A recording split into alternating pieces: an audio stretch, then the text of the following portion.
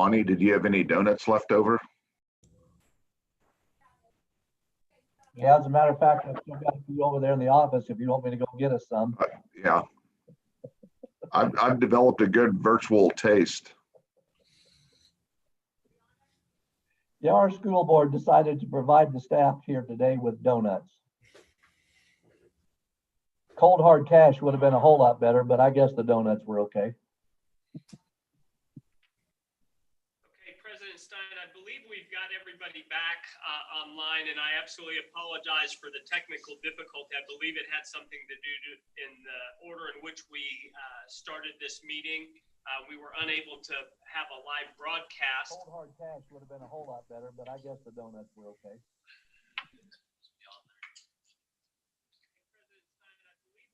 Everybody back online, and I absolutely apologize for the technical difficulty. I believe it had something to do so what do we have close out of that?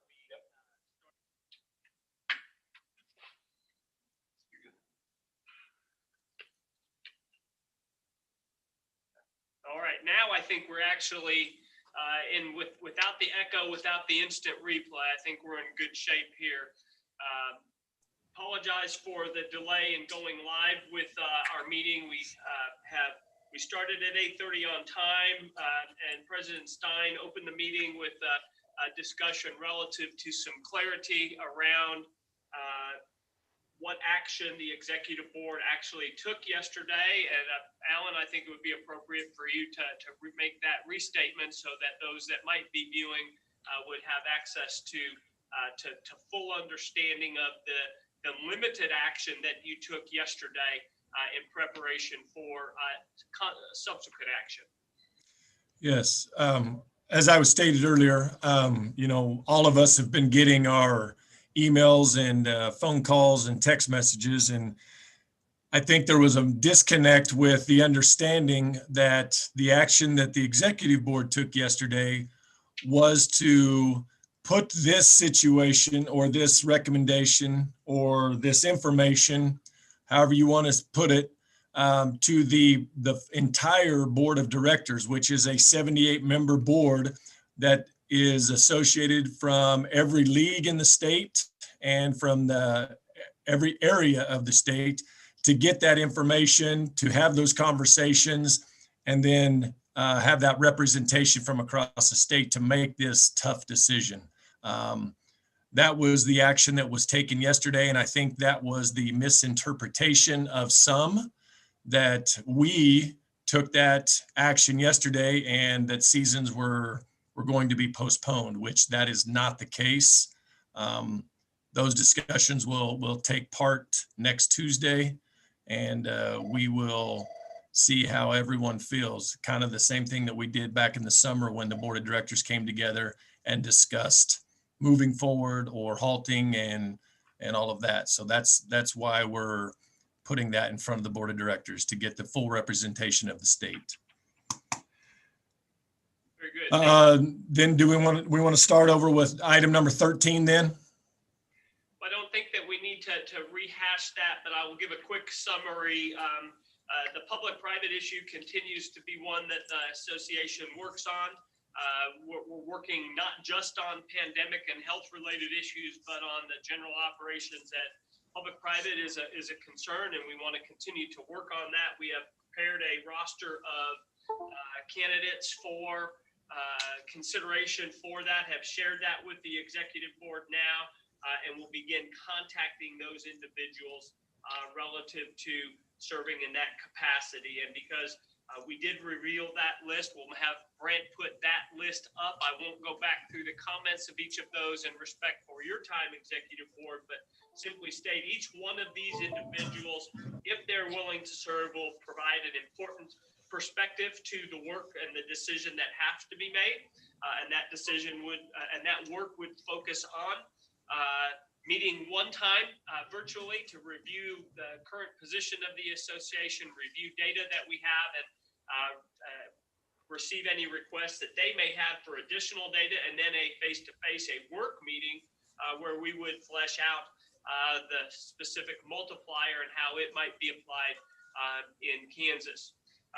This group of folks that is listed represent the diversity of Kansas in terms of geographic, in terms of demographics, in terms of the size of the schools, as well as the positions that are influential in this. And at the advice of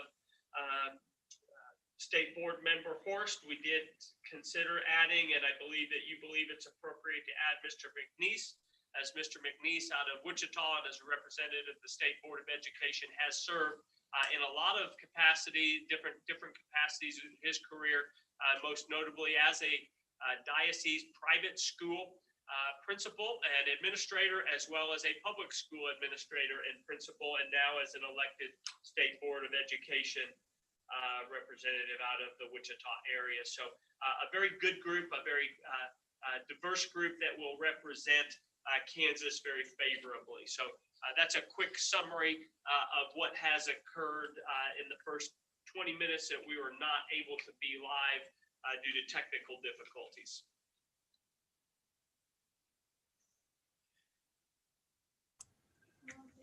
Okay, with that, let's move on to item number 14, game day showcase. Very good.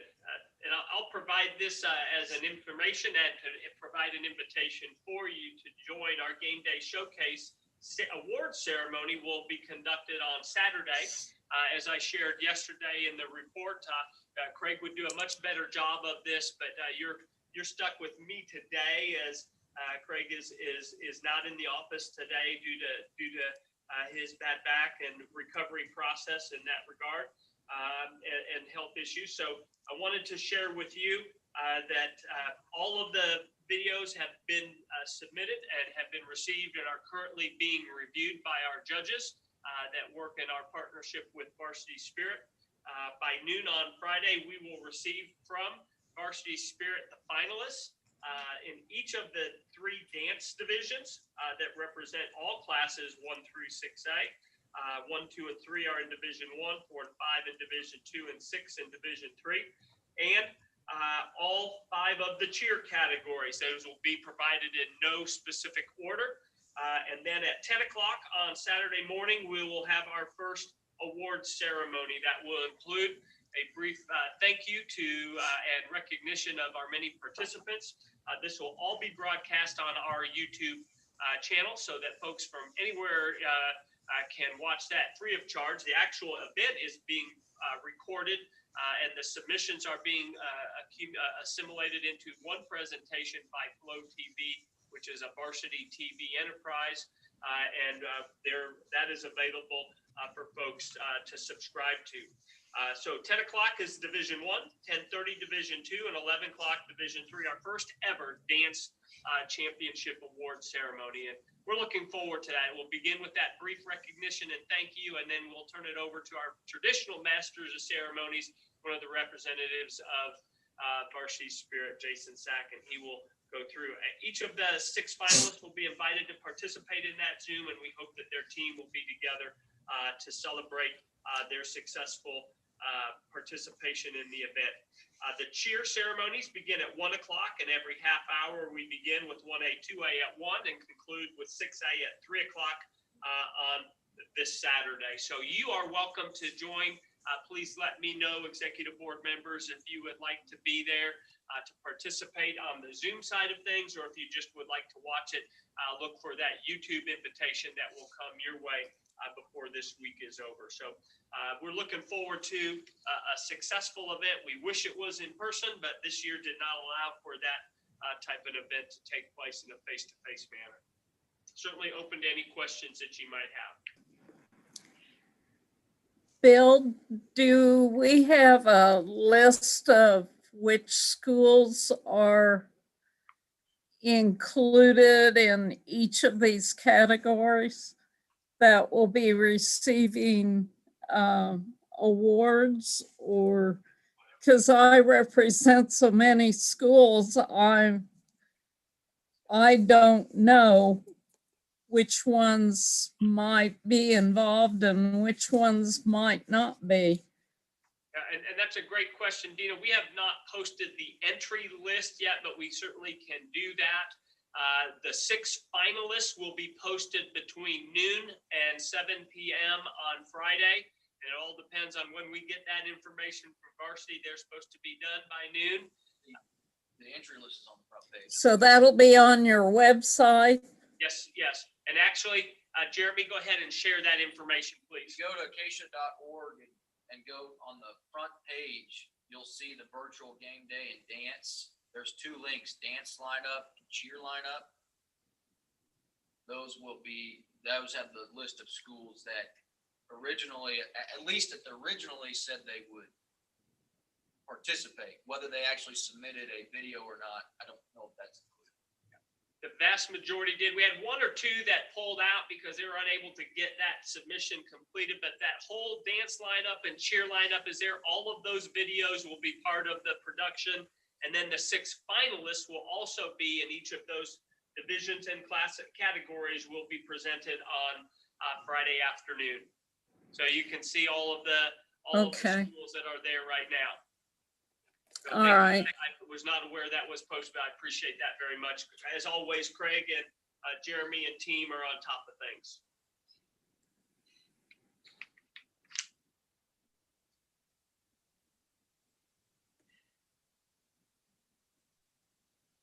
Any other questions in regards to our game day showcase this weekend? Okay, hearing none. Moving on to 15, preseason coach bowler sports specific instruction. Very good. I'm going to defer to Cheryl on this. This is a request that has come to us in this unusual year, but probably would be something that we might want to consider even beyond this year. And I'll have Cheryl introduce this. There's a narrative there along with the rationale, but I think that her explanation is always better than the words that are provided on paper. So Cheryl? This recommendation is actually from the staff. Coaches in the past have indicated an interest in having this opportunity to work with their bowlers prior to the first day of practice and or competition, which is January the 1st. In some situations, we have bowlers that are not as knowledgeable of the sport or as versed in the sport. Obviously, we have a lot of outstanding bowlers talent-wise that bowl in leagues and are very clued in and tuned into the sport, but we have some that want to participate in the activity and really need to learn a lot about it. And so I felt in light of the things that are going on this year, especially that we might try to honor this request that coaches have made through the years. It's never been a formal recommendation through the KSHSAA, but it is something that I would ask you to consider not only for this year, but moving forward. And you can see it's written out. As you know, our schools have opportunities to have tryouts. Those tryouts may begin on the Monday after Thanksgiving, which this year is November 30. The tryout must take place in one consecutive week. And what they choose to do and how they choose to conduct that is their business. But what I would like to ask is that also during that month of December, that those coaches have an opportunity, and it's not a requirement, but it's an opportunity to meet with their bowlers that have made the team and have 5 hours of class time, so to speak. I put down that should take place during one calendar week, that no session should last more than 2 hours, and you can't exceed 5 hours. I will try to provide, if this is past information, because I had a coach the other day that said, I'm a Rule 10 coach, I don't belong to the school, or I don't go to the school. And especially if the school is shut down, can I meet in a meeting room at the bowling center? And the answer is absolutely you can. The whole idea is to meet in a classroom setting to show things, and you can see under the rationale some of the things that are possible topics. You could show any kind of training aid or video that you wanted to, but it just actually does not allow the bowler to be on the lane with the coach physically bowling. So I think it's pretty straightforward, and our season is fairly short anyway. Once they start practice and competition, they're out the gate running. And also because our schools have to share centers with many other schools, it just doesn't allow a lot of time for them to have opportunities to educate their bowlers. Thank you, Cheryl. Does anybody have any questions or comments for Cheryl or Bill? Seeing none, hearing none, I would entertain a motion I'll make the motion to approve this recommendation. Motion by Mike, Second. second by Roger. Any further discussion on the bowling specific instruction in the classroom setting? Hearing none, seeing none, all in favor, please say aye. Aye. Aye. Opposed, same sign. Thank you. Motion carries. Item 16, Spring Music Festival. Bill, I think you're back up again. Yes, I am. I've got a couple in a row here relative to getting approval for new formats for the situation we're in right now relative to moving forward. We've got to plan for what might happen. We certainly would prefer all of these activities to be face-to-face. However, facilities need to be available for us to do that, and it needs to be safe for us to do that. So a contingency plan for our spring music festivals has been underway. I have asked, Mr. Monteipel has worked with a group of music educators and his technical staff to develop the platform in which we could actually conduct our spring music festivals in a virtual format. You have some support material that provides an overview, and we'll start with just the large groups. What this would mean is, we would probably just go without ratings and just simply provide feedback for our large groups. It would allow schools to still be involved, to still provide still provide a recording and still grow from that participation. The most valuable part of a festival is the opportunity to perform after you work so hard on a number and a piece, and then be able to share that and then receive feedback so that you can grow through that process. And we would likely have to work through this process. Ratings are possible, but they're more of a challenge, certainly. And we believe that it might be applicable just to go without ratings for those large groups. We might have to change the level of difficulty that is typically required because of the prep time that is allocated in a virtual format for our music educators that are working so hard to work through the issues at their respective schools.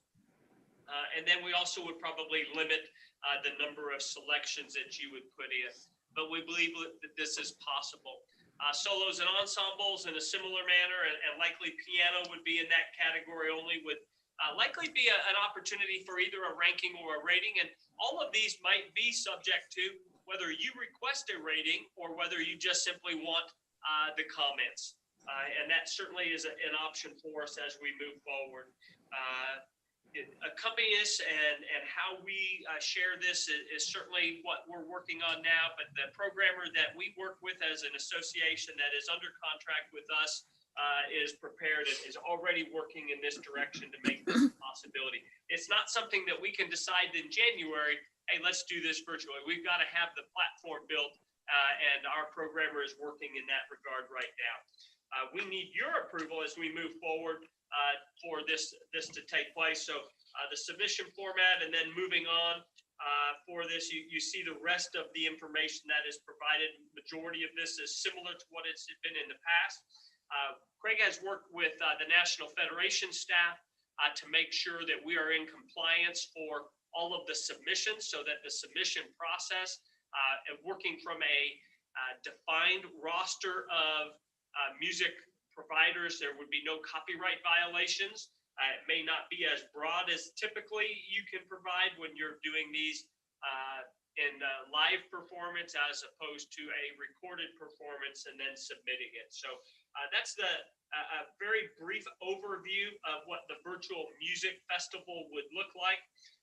We would like to ask for your general approval for this protocol so that we can continue to work with this music group to provide this virtual experience. Not all of the details are ironed out, but you know the direction that we're headed, and hope that you would support what you see before you now, and know that we're only going to refine that as we move forward. Okay, I would open it up for discussion. No discussion. I would entertain a motion. This is Dina. I would move that we provide approval for the virtual format with the specific details to be finalized by the staff working in collaboration with the KSCA. Okay, so there's been a motion, Second, second by Shannon. Mr. Haydock. Thank you. Any further discussion? All in favor, please say aye. Aye. Aye. Opposed, same sign. Motion carries. Item 17, virtual speech competition and festivals. Very good. I'm back for this one as well. And on this particular item, Craig is working with the Speech Communication Association and their representatives, their leadership group, to make sure that we can mirror what we are doing in the fall with debate. That final product is going to look a lot like the debate product. There are a few more challenges with this because of the broad range of what speech entails. It's so many different categories, and it involves those performances and involves materials that may well be copyrighted, and we need to make sure that we're in compliance with all of those. But using the platforms that have been presented, I think that the final product is going to look very much like what we did for debate in the fall. I don't have those details to share with you because it literally is a work in progress. The good thing is speech is a spring activity, and it gives us time to iron those out in advance. But we certainly hope that you'll allow us to continue to work with our Speech Communications Association and provide that virtual opportunity if it's necessary for us to go down that path in the spring. Any questions or comments? Hearing none, I would entertain a motion. I move, Mr. President, that we approve the ability for KSHSAA to move forward for virtual speech competitions and festivals. Motion by Mr. Stonebreaker, Second, Mr. Herman. second by Mr. Herman. Thank you. Any further discussion on item 17, the virtual speech competition and festivals? Hearing none, all in favor, please say aye. Aye. Aye. Opposed, same sign. Motion carries. Thank you. Item 18, Topeka Hayden debate. Very good. You have some material that's been provided for you, and there's some support material with this as well. Debate and speech hasn't been without its hiccups, and certainly some of the challenges have been surrounding schools preparing to host and participate in these virtual competitions. Topeka Hayden had made the request in accordance with Rule 4722 that says that we'd like an exception from the limit of 7 competitions because of the circumstances they found themselves in. And that letter, I believe, is part of that support material. Brent, if you'll pull that up, I just want to make sure that everybody's had a chance to review that. The letter from Hayden is there, actually mostly email correspondence, but the very original letter, I think, details the concern from Hayden. You've had a chance to review that. From our perspective, the necessity of adding that meat and making the exception that you are empowered to make, it was typically provided because you were attempting to host an event and it got weathered out. There was a snowstorm, there was travel concerns that didn't allow teams to come to the event that you had planned to host. When you host, then your kids get an opportunity to participate in that bonus, that 8th meet. Absent of that opportunity, then we don't extend that. In this case, it wasn't a weather out. The issues were more on the technology side, and you see the correspondence and have had the opportunity to review that correspondence. The staff's initial determination was on your behalf that that would not be extended, that was not in alignment with the true and true effort to host an event. I understand that they want to do one, but technology was their challenge. But that's the same challenge that all of our schools had faced as they've gone through and gone ahead and hosted these events to provide that 8th opportunity. So I would stand for you to confirm or either the staff position or to support the Hayden request for additional consideration and provide that extra meeting. Okay, I would open up the floor.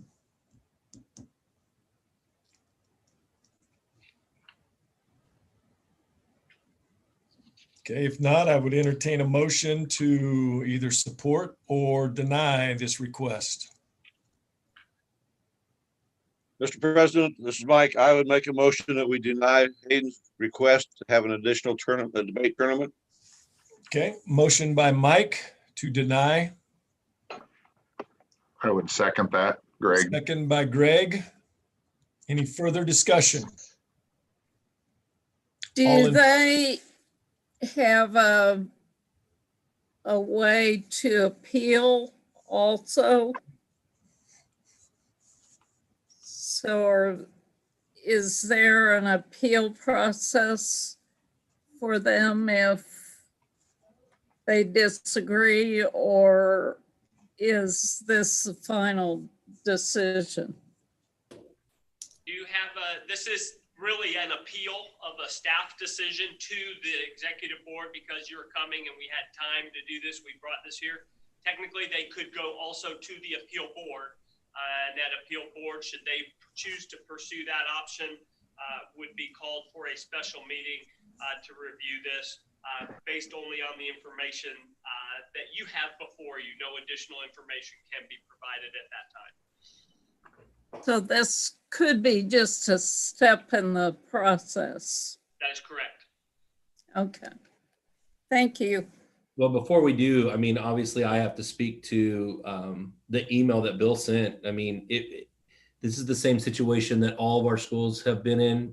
Everybody's had that same opportunity. So, you know, I support the denial because I think that it's, again, we're opening up a can of worms if we start doing these individual pieces for schools based off of their individual situations through this difficult time.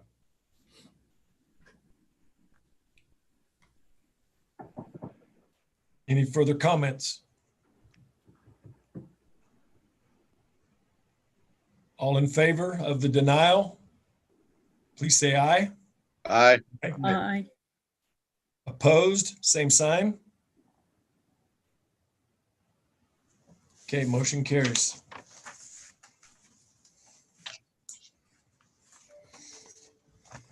Item 19, postseason officials travel.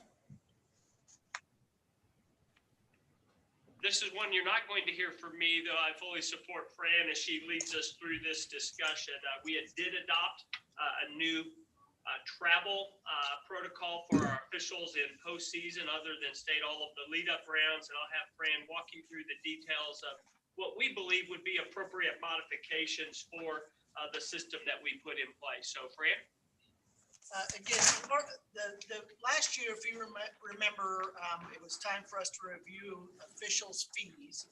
And so we had talked about as a staff, particularly in this year of pandemic, and because of some of the challenges we had with schools being able to accurately determine who it was that drivers were supposed to be. In some cases, we would indicate that two officials were to ride together.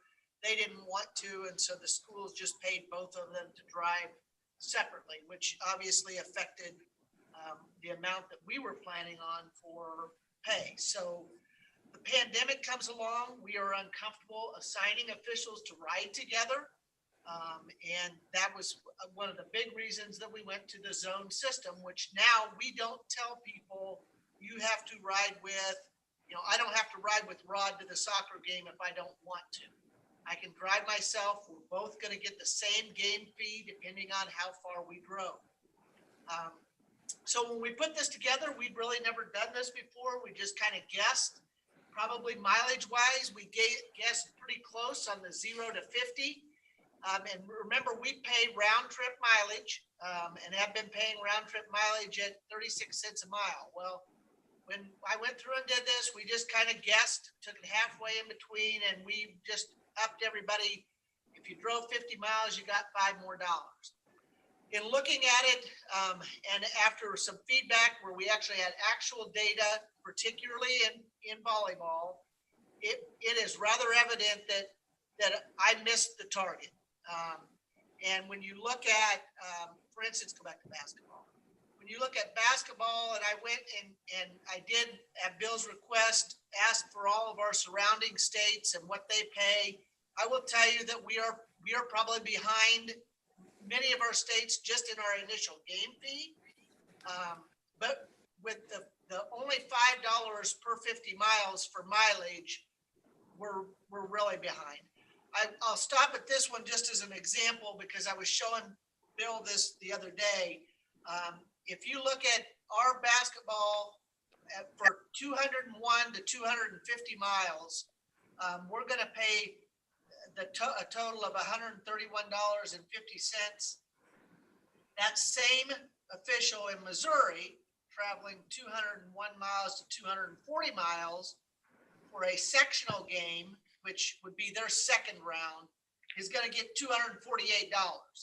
So I don't think that we've overshot. We probably are still under where we need to be, but we've got to close the gap somewhat, and then have a chance to reevaluate at some point. So all this is we took what Lori, our bookkeeper, we sat down together and talked about what would be easy for bookkeepers, and what would be easier for us to look at to change the zones. As you travel more miles, obviously you're going to get more of a travel fee. It's not a mileage fee, it is a travel fee.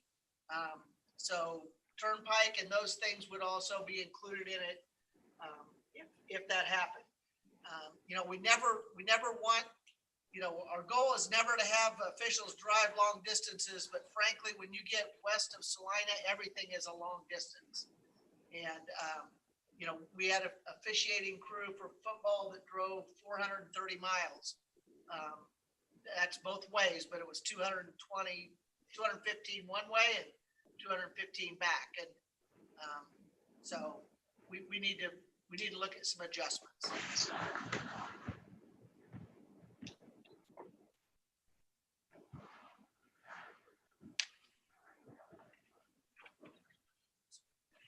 Brandon, do you have the host schools check mileage, or is that predetermined by Google Maps or something else? We use Arbiter for mileage. If they do it correctly, Mike, if they go into Arbiter, it will tell you their one-way mileage from the middle of their zip code to the middle of the zip code where the school is. So it's not actual mileage. Like many states where we're using this to this. Sometimes you as an official are going to come out smelling like a rose and get, you might have only been 71 miles, but or 61 miles, but you got, the pay for 51 to 100. So we're just using the middle of the zip code to middle of the zip code.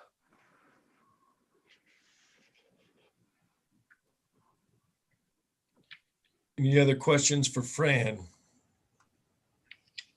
So Fran, the what's in front of us is what you're recommending, or we're looking at doing? No, that what is in front of you is the revised proposal. For instance, the travel fee from 0 to 50 was $5 the first time. And then the next level would have been $10. We've raised it to $18. Okay. So we just went in $5 increments the first time. And again, we went very, very conservative the first time we went around because obviously we were not, we were trying to make sure we didn't blow our budget, but obviously I was way off.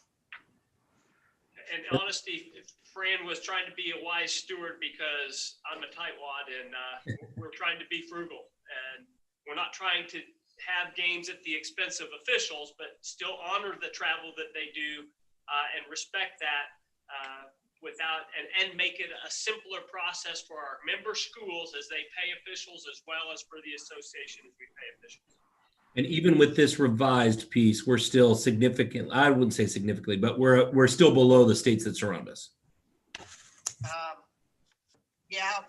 Yes. I mean, I don't have Colorado's data. They didn't send Gotcha. it, but when I look at Missouri's, who uses the exact same system, just they go in 40-mile increments. We went in 50-mile increments.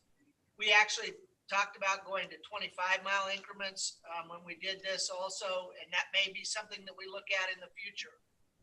Whether that's better for the association or better for the officials, I'm not sure. Sure. But if we compare to what Missouri does in 40-mile increments, we're behind them. Nebraska, Iowa just pays 46 cents a mile. It doesn't matter. They do not assign people to ride together. That was, when we were paying 36 cents a mile, Jason, we were expected to put as many people in a car as we could together. And that has obviously changed for a lot of reasons, but one of them is just COVID. Sure, absolutely. We're uncomfortable doing that. Yeah, I agree with that. A consistent issue for any school. It doesn't matter if it's in the Northeast or the Southeast. We're always competing on the Missouri side for offense. That's part of our concern in our area as well. And so it's not only the mileage, but the game fees as well, per our league. That's not a KSHSAA issue. That's a league issue, but certainly something that I understand. So I appreciate you doing all that work on that. Fran, just to clarify, and I think you stated it, the travel fee column, the way we have been doing it has just been $5 increments throughout. That is correct.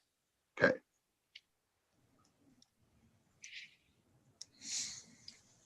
Any I will further say discussion? The only exception to that, Greg, was football, and football is paid.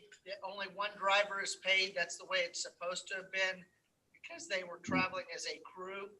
And that may be something that we have to look at in the future also, because that is not as true as it used to be. But so football was a little bit different from the beginning. It really hasn't changed because those would be the actual 36 cents a mile on the football zone system. So one more question, same column travel fee that what we're looking at right now, the 300 and up, line 8, previously has been $35. Correct. Okay.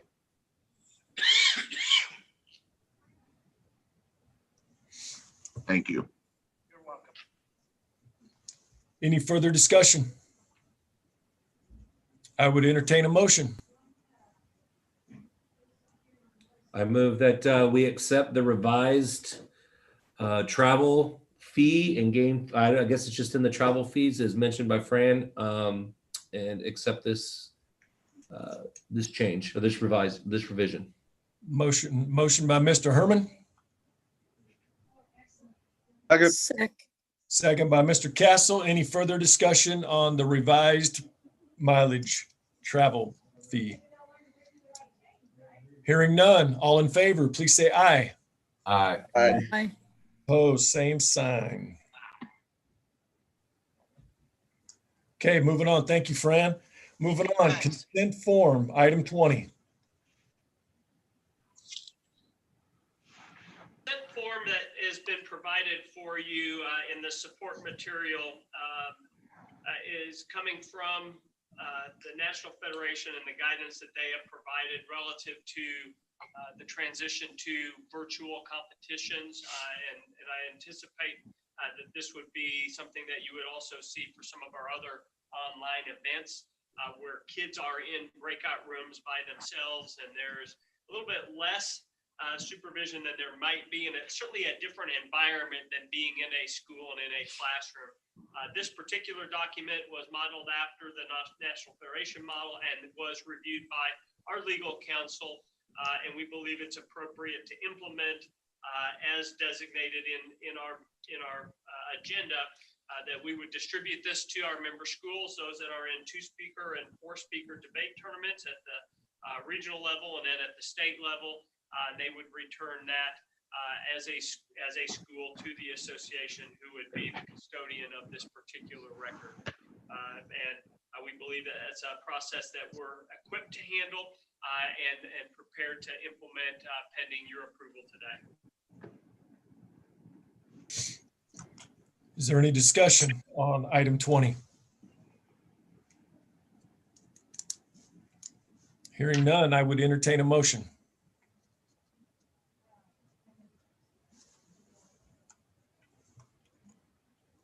I would move that we accept the parental legal guardian consent form and liability waiver for postseason debate tournaments. Motion by Ms. Horst. Can I get a second? Second with a question. Second by Mike with a question. The question is, this motion stipulates debate. Do we want to maybe make that a little more open so that if we have, for example, speech, the forensic part, we don't have to come back and redo this item?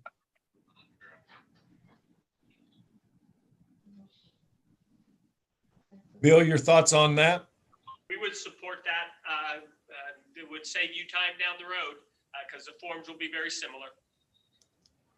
Okay, Dina? I'm fine with removing the debate tournaments and just making it general that we approve parental legal guardian and consent forms and liability waiver forms. Okay, so Dina has amended her motion. Mike, Second that, yes. Mike seconds that. Any further discussion? All in favor, please say aye. Aye. Aye. Opposed, same sign. Motion carries. Item 21, January meeting agenda preview.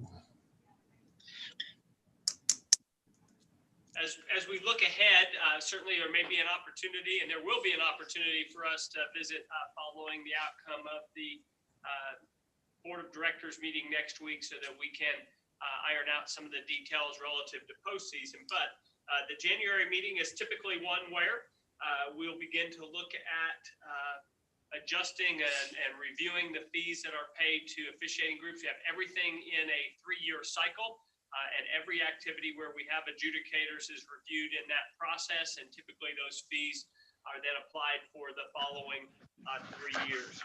That allows us to establish budget, make budget decisions, and entry fees adjusted as appropriate, et cetera. So next year's cycle, the beginning of January kicks that off with the cycle where we'll look at soccer, swimming and diving, track and field, and area supervisors. So staff will bring recommendations to you in 2 ways. One is any adjustments to the fee, and then second, any adjustments that would be necessary to generate the resources that would be needed to find those dollars if fees indeed go up for that respective group. So I look forward to that discussion as we have a little bit of a normal perspective, a normal business item that we typically do in January. We also provide a report from the National Federation winter meeting should it be conducted in early January as it is currently scheduled. Okay. Anybody have any questions or comments for Bill? All right, thank you, Bill. Item 22, topics from the floor. I think we had something added there, Bill. Yeah, we actually have a few that have been brought to our attention that we want to make sure that we address with you now.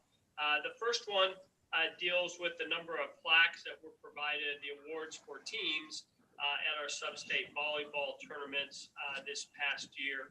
I think that it would be important for your perspective to be shared with this. I know this came to us from a league that Roger was involved in forwarding and communicating and information in this regard.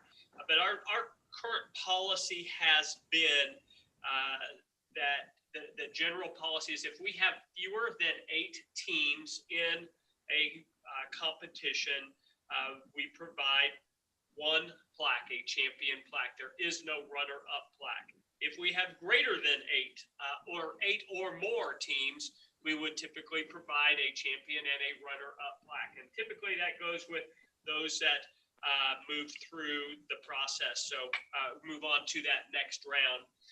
In this particular year, and that's based upon the greatest number of schools that are in that round of competition. So if you're in a field of 8 and this is a year where we have 7 or 8, I'm sorry, if we're in a field with 9, but you defer down, we don't take away that runner-up plaque. It's always provided, even though your specific regional did not have or sub-state only had 8.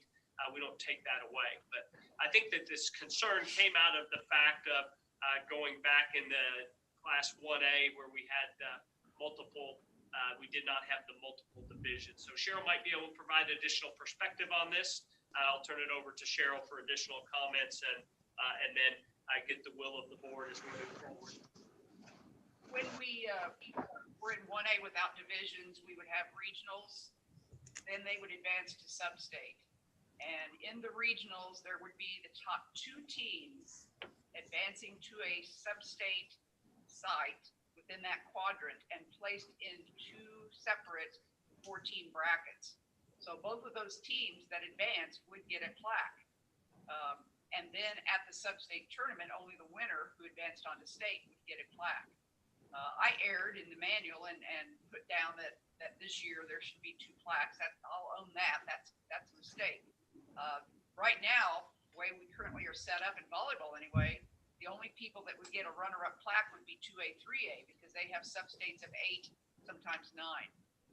1A right now with Division 1 and Division 2 have sub-states of 6 and or 7. So there is no runner-up plaque. So I think it caused some confusion, but I think also just from a historic perspective, pretty much if you don't advance to the state tournament, you don't get a plaque just for showing up and playing. In basketball, it's similar. In Class 1A, we have divisions that have groups of 6 or 7. There aren't full brackets. 4, 5, and 6A, if they're pods of 4 and 5, they don't have a runner-up trophy. The only or plaque, the only ones that have 2 are the 8-team groupings, and that's traditionally how we've handled plaques at the sub-state level or the region.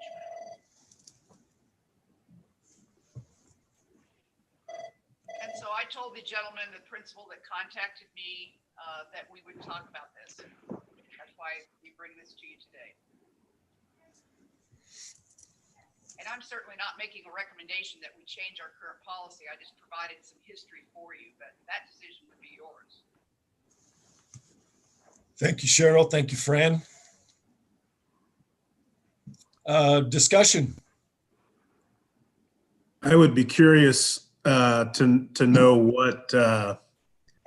what schools think about this, because I'm kind of seeing it on the other side, that the runner-up plaques, when our team gets them, they kind of bring it to me. I've seen schools where they're shoved in drawers because they have so many of those plaques. I'm just throwing it out there. It may not be a popular decision. We don't have to do it, but is it necessary to give runner-up plaques? I certainly agree with a runner-up state trophy, but prior to those rounds, is that important to schools? And I can't answer that for sure, just me, but I'm just throwing it out there. I will follow up too. I mean, I feel like we just put brand new trophy cases in, and it's even, I'm very fortunate to be in a school that's had a lot of success in football. So I will tell you, but I've got a regional, a sectional, and then the sub-state runner-up, and then if we make it into the state championship, we're bringing a state trophy home. So we do. I mean, they're literally hanging up in coaches' offices. They're not really displayed because it's just decades of success. I have to agree. I think those runner-up trophies in the moment, I get it. It's a picture for our kids, but they're definitely something I don't know if schools are cherishing. And again, that's my experience. I agree with Ken. I can't speak for everybody in that state.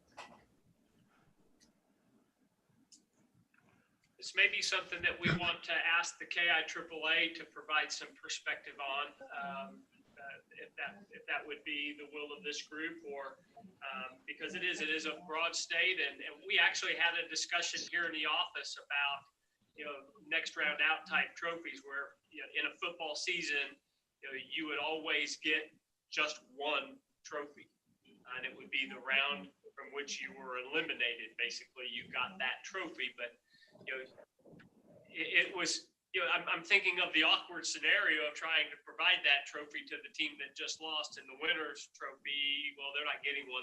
But their trophies, they get to play in the next round.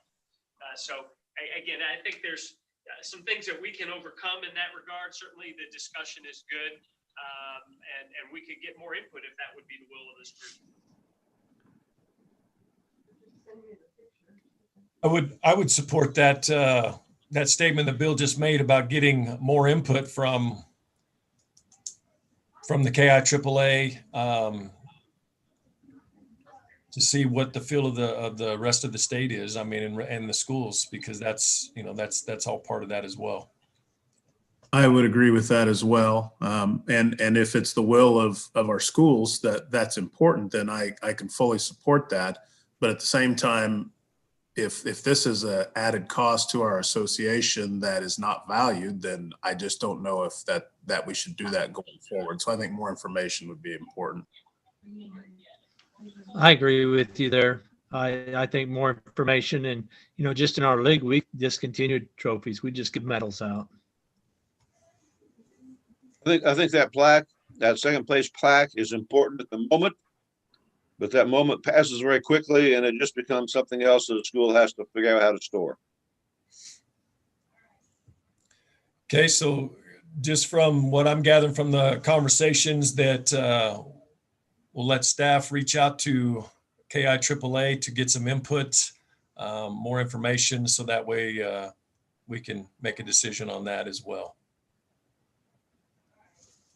Okay, next. Do we have another item on topic of the floor, Bill?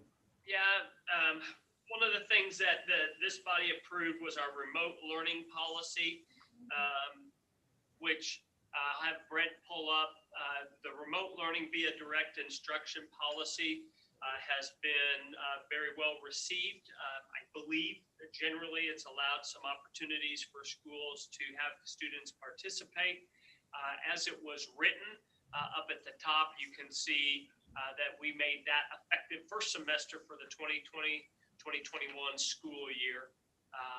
We would like to extend that to be for the second semester for the entire school year as well. But because this is a policy that you own, it's appropriate for you to take that action at this point in time. I move. That's a simple one, Bill. This might be one of the easiest ones so far. Yeah, I thought that would be a no-brainer, but we're going to ask the question to make it official, Jason. Yeah. So, Alan, before you ask, I'll make a motion to extend our virtual online direct instruction through second semester for eligibility for KSHSAA activities. Second. Well, thank you, Mr. Herman, for making that motion, and thank you, Ms. Horst, for seconding that motion. Any further communications? Hearing none, all in favor, please say aye. Aye. Aye. Opposed, same sign. Thank you. I appreciate that one. I thought that would not be a time killer today, a time sucker.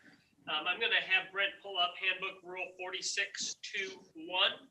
Is one I referenced yesterday as we were talking about music. I want to talk, we have a special board of directors meeting that's entire focus is really on the one topic of what do we do with the winter activities. And people probably won't provide a lot of input on this, but it would be beneficial for us to add an item that will allow us to take action so that we can be in compliance as we move into the spring season. And for those that are attuned to this, I think that this is very important. It's very similar to what we did with our game day event, our Spirit Showcase. We did not have the finalists and didn't identify the finalists and then have them submit a second video, second performance. We just used the initial performance. In a similar manner, we would like to ask for permission to waive 4621's requirement that says that there will be regional and state for piano solos, small ensembles, and then a state for just large group. We'd like to just have that all one postseason for this year only. If it indeed ends up being virtual, which it certainly looks like it's going to be. So we would like to ask your permission to add that item to the special board of directors meeting agenda scheduled for next Tuesday afternoon at 1 o'clock. Discussion. Hearing none, I would entertain a motion. So move. Moved by Mike. Second. To add 4621, second by Roger. Thank you, Roger. Any further discussion? All in favor, please say aye. Aye. Aye. Opposed, same sign. Motion carries.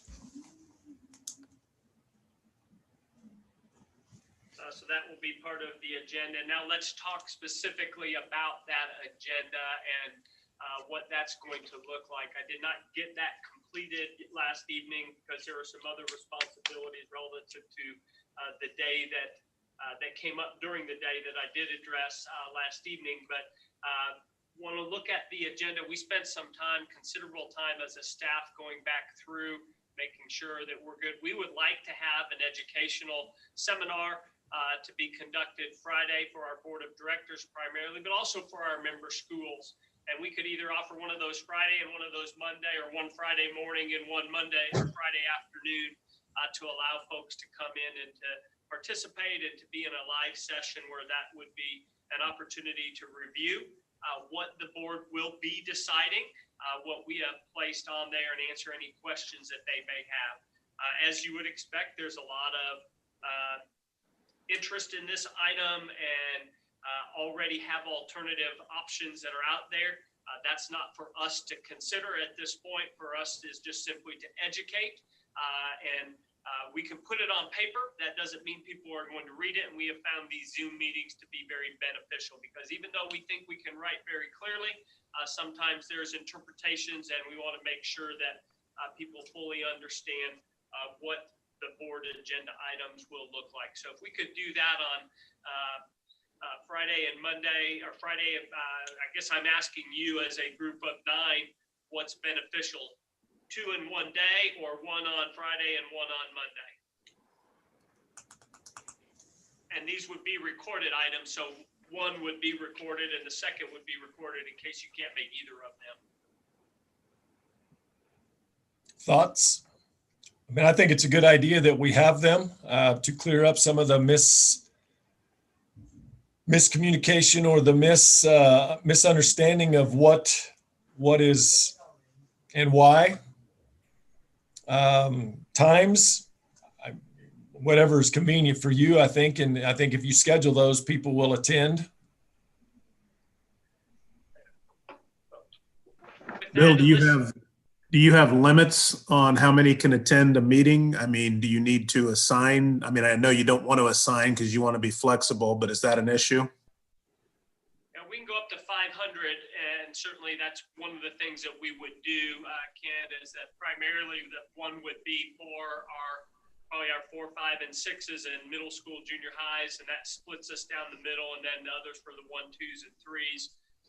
And that allows you could go to either because the content would be the same, presentation would be the same, be very similar to what you received yesterday. To put that information on, maybe a little bit abbreviated, but I think the background and the perspective is important for folks to understand. and the role that they have, and then what actual actions would take place. That helps make your board of directors meeting more efficient, and it helps the discussions be more specific and understood at the local level and at the representative level as we move forward.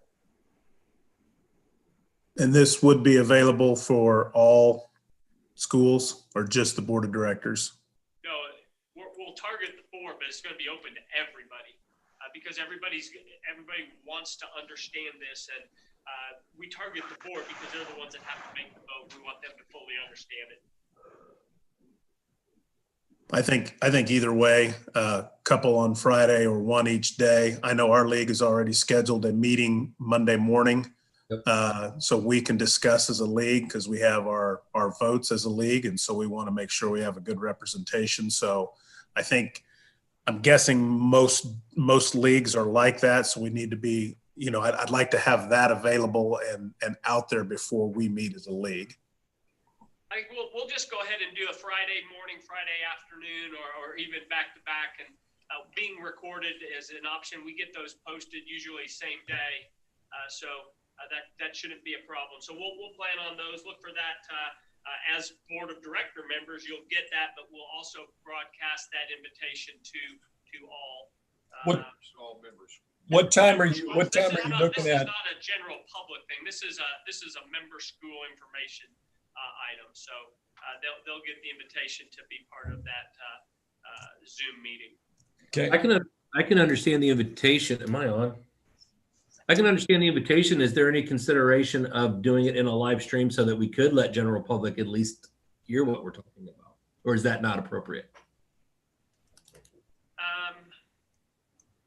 I don't know. I don't know. I mean, It wouldn't be if we were out.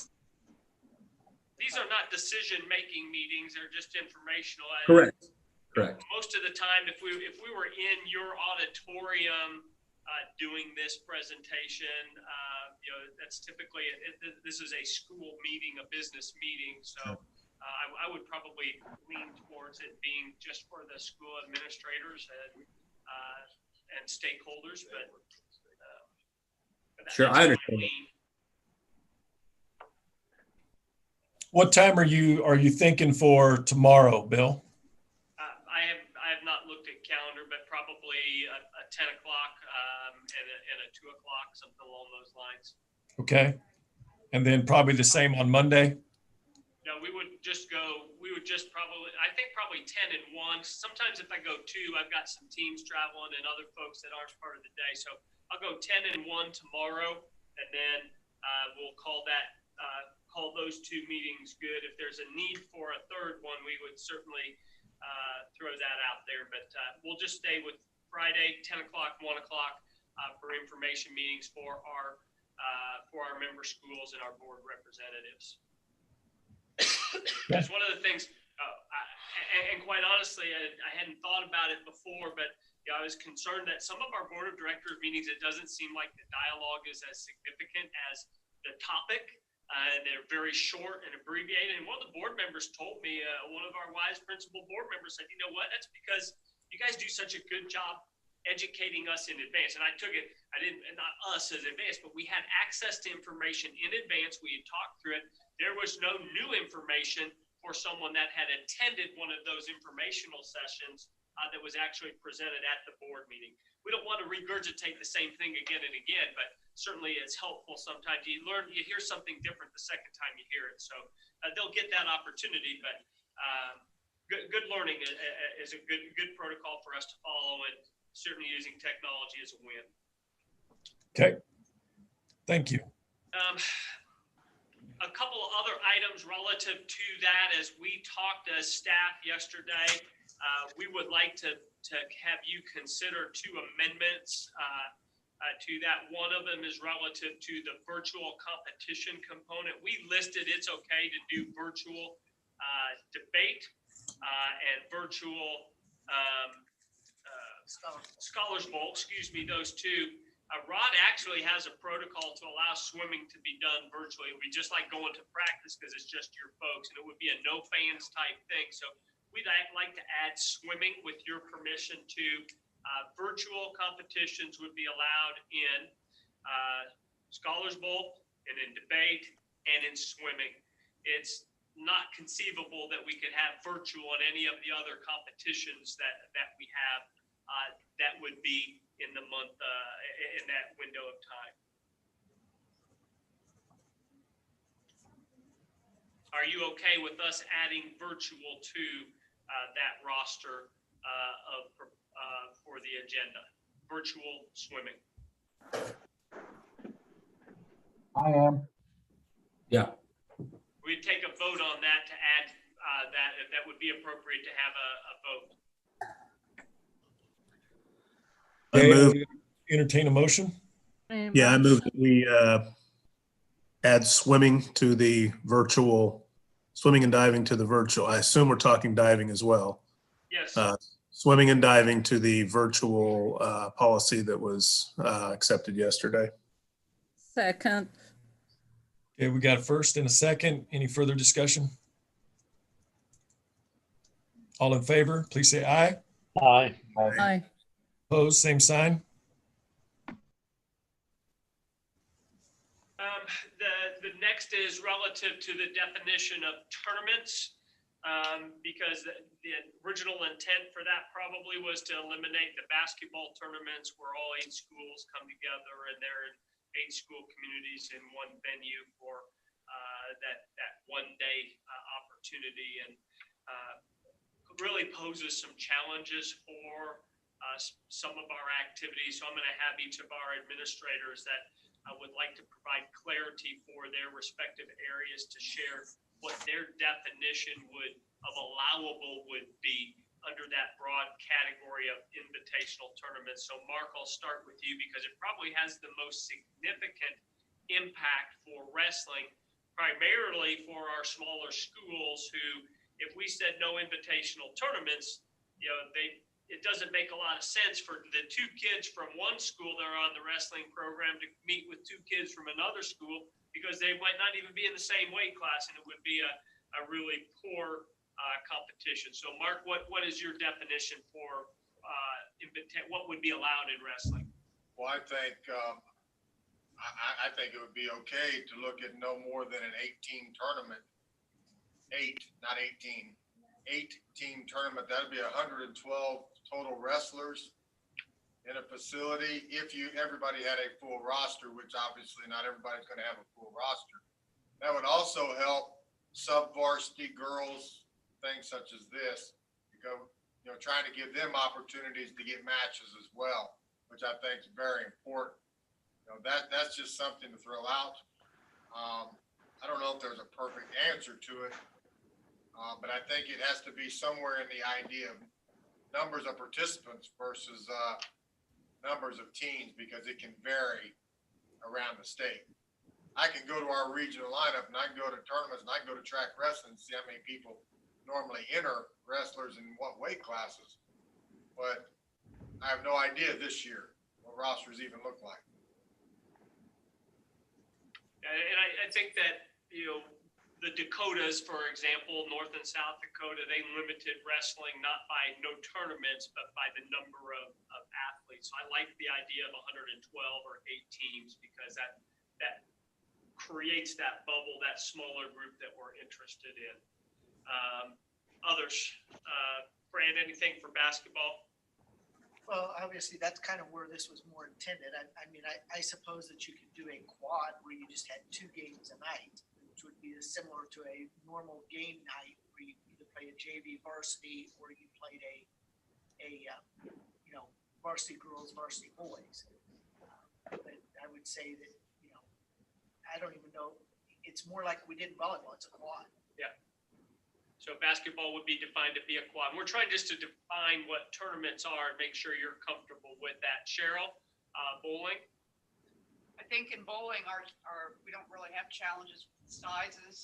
Our centers right now are telling us that we're not going to have opportunities for many spectators at all.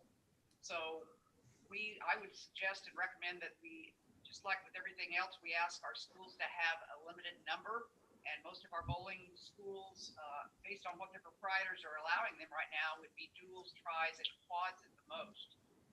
I know there is a huge tournament in Wichita every year, and my understanding is that has been kind of put off, or maybe fractioned out and done in different days. A certain number of teams come this day, a certain number of teams come that day. So again, it really depends on the size of the facility, the number of lanes that they have that will allow and dictate the size of the group. And Rod. I'm in the same situation as Cheryl with bowling. With swimming and diving, quite frankly, it depends on the facilities. I think we have to put some faith and trust in our schools to regulate how many participants are safe in their facility. When you look at a facility like a Shawnee Mission School District Aquatic Center, it obviously has many more lanes, much more space. I hate to say you can only have so many teams or so many participants because each facility is different. So I've definitely, in my considerations, suggested, dual, tri, quad type meets, limiting to participants and teams that would be safe in your particular facility. I think that's what we got to stick with because the pools vary so greatly across the state. I just think there has to be some trust. Would it be safe to say that in swimming, it would be unreasonable to have more teams than the number of lanes available? Well, some teams may have 2 competitors there. True. Okay. Scholars Bowl, any concern with virtual there, so no other issues. Did I miss anything that we talked about yesterday, staff, in terms of clarifying and defining that? I'd be curious what some of you think on the board. Some of you have backgrounds in different varieties of sports. Well, I have one clarifying. When Fran said quad, but he was talking about levels of teams. I mean, obviously, in a 6A situation, we've got freshman, sophomore, JV, freshman A, B. We've got them all going. And so when you mentioned quad, it didn't mean 4 high schools. It meant 4 total teams. Wouldn't that be? No, I was referring to 4 high schools. Okay, You might have Blue Valley North playing Blue Valley, and then Blue Valley West playing Blue Valley Southwest. That's your quad tournament, so to speak. Perfect. Okay, thank you.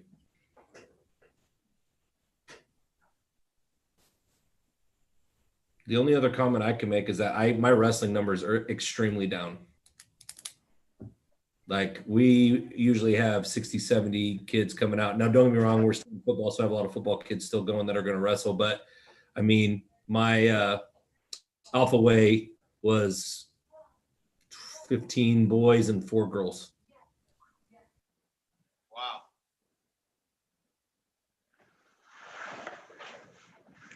Jason, do you sense that that's a parental concern more than anything, or have you landed on what the reasoning is behind it?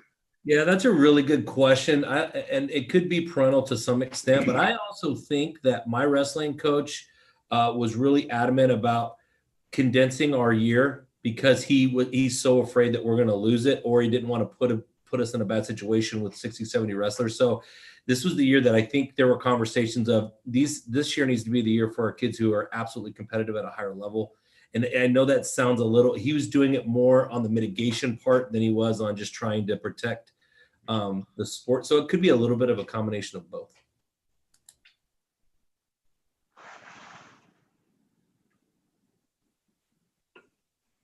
We wanted to run those definitions by you to make sure you're comfortable with them. That doesn't necessarily require action, but we want to make sure that we're talking the same thing as we communicate with member schools about what that's going to look like. Okay. Anything further from the board? I don't have anything further, but I think I would like to ask staff to go around. Brent, anything from yours? Any other items? No, I don't. Fran? Okay. Cheryl? Mark? Jeremy? Rod? So from our staff, I think that we have covered the items that we need to cover. And Any other items from the floor from our executive board? Bill, I would just again want to clarify yesterday when Jeremy sent out the information when we halted our meeting yesterday, that did go to all member schools, correct?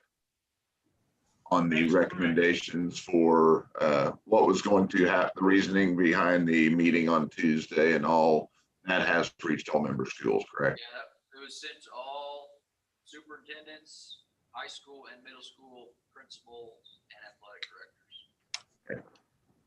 About 1,600 go out in those batches, 1,566. And yes, we always get about 10 of them back because we got some bad email addresses out there. So hopefully if they got it, their email in right, they're getting the information.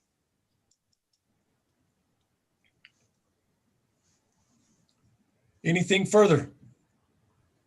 Bill, maybe this is a conversation not for the board meeting, but for the public-private issue, do you have any thought on timetable on when you would foresee that group meeting? Or is that still kind of preliminary or? I have not really thought through a time, and I would like to do some of it in the first virtual meeting in December and the work group in January, but I can't guarantee that we're going to meet that deadline. Was that a yes, that you're willing to serve in that capacity? I haven't had time to think through that, like you haven't had time to think through, so. Well, consider yourself asked, Mr. Stonebreaker, consider yourself asked, and I'm going to say, by not saying no, that that's a yes. You're breaking up, Bill. You're breaking up. Just kidding. It's a yes. Thank you. You're number one, Mr. Stonebreaker.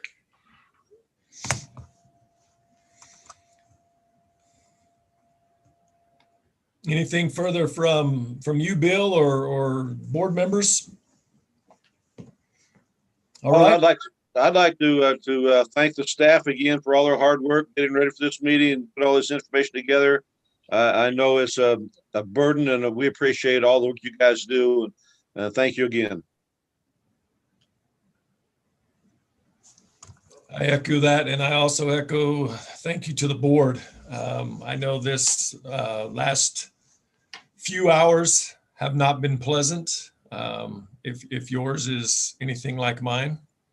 So, like I said, just hopefully the clarification will help people understand what this is, and you know, they can reach out to their local patrons or board members or, you know, schools, and because schools have the voice, and that's what this is about. So that's all I have. Next regular scheduled executive board meeting is January 13th and 14th. So I hope everyone has a happy Thanksgiving. And of course, that won't take long, and we'll roll right into Christmas, and wish everybody that as well. If I don't talk to you between now and then, or which I'm guessing I probably will. Well, I know I will, because Tuesday will be here. So sorry, guys and gal. A nightmare. Maybe that's all I can say. Bill, anything from you? I echo the thanks to the board and to your leadership, President Stein, and to each member of the board.